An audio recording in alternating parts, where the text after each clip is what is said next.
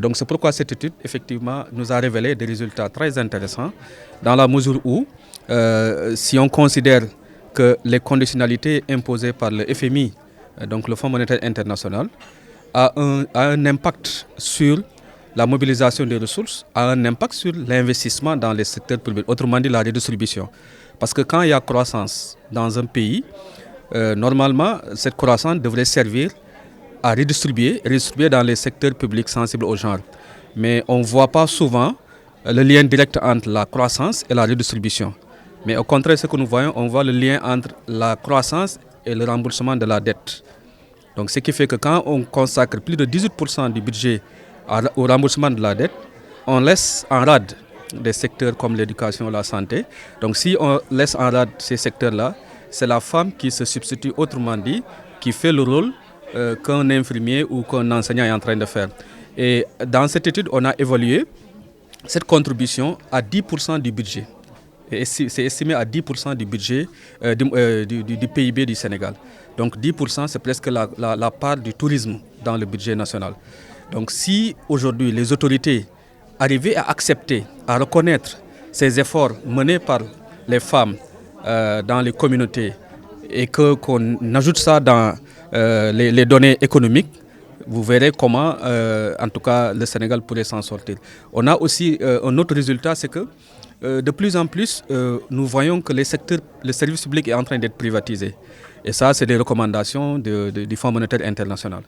Et ce que ça amène comme résultat, c'est qu'il y a beaucoup plus d'accent sur le privé. Et le public est laissé en rade.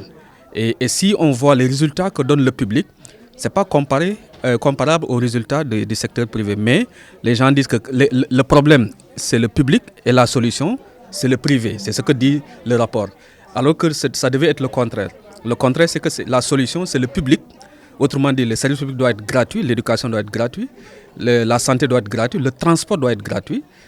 L'énergie doit être gratuite. Donc c'est ce que nous appelons. Donc l'une des recommandations, c'est que rendre gratuit ces services publics, recruter suffisamment de ressources humaines. Autrement dit, la masse salariale doit être rationalisée. Rationaliser ne signifie pas ne pas respecter la norme de l'UEMOA qui est consacrée, donc les recettes fiscales. Le ratio recette fiscale masse salariale doit correspondre à 35%. Pour nous, c'est vrai que c'est des indicateurs économiques, mais en réalité, beaucoup de pays ne le respectent pas. Donc si chaque année on recrutait 10 000 enseignants, donc on aura effectivement comblé le gap, mais ce n'est pas le cas. Et dans le secteur de la santé également, c'est la même chose. Donc ça veut dire forcément, si on veut régler les questions de justice sociale, si on veut régler les questions d'inéquité et d'inégalité, il faut que le service public joue son rôle.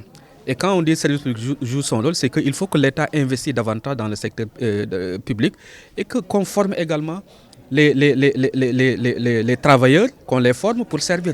Parce que si on forme ces travailleurs-là et que demain ils vont servir le privé, mais en réalité c'est l'État qui perd, c'est le Sénégal qui perd. Souvent il y a certains même qui quittent pour aller à l'extérieur.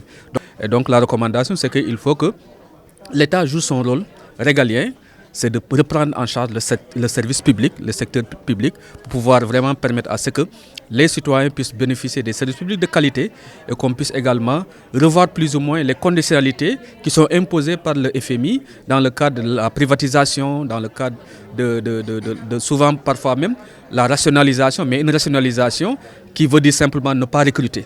Parce que quand on rationalise, selon les termes du FMI, ça dit qu'il faut recruter moins. Donc recruter moins d'enseignants, recruter moins de médecins, d'infirmiers. Donc du coup, la répercussion, c'est que c'est les femmes qui vont se substituer. Donc si on veut régler cette question-là, des questions de violence, les questions de droits humains, il faut vraiment qu'on puisse avoir suffisamment de ressources humaines qualifiées au service des populations.